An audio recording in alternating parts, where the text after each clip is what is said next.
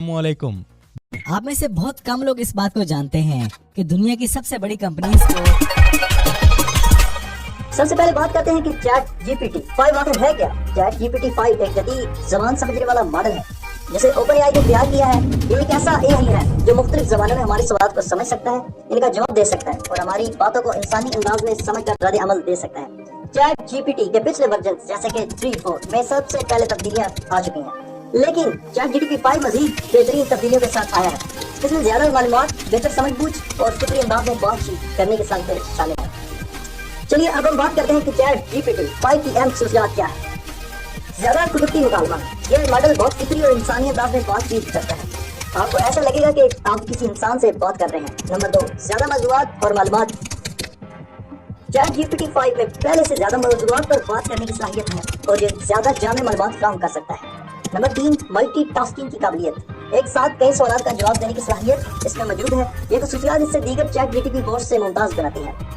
Number 4, इंसानी जज्बात को समझना, इसमें इंसानी जज्बात को समझने की खसूसियत शामिल की गई है जिससे ये बेहतर तौर पर दोस्ताना या हमदर्दाना अंदाज में जवाब दे सकता है।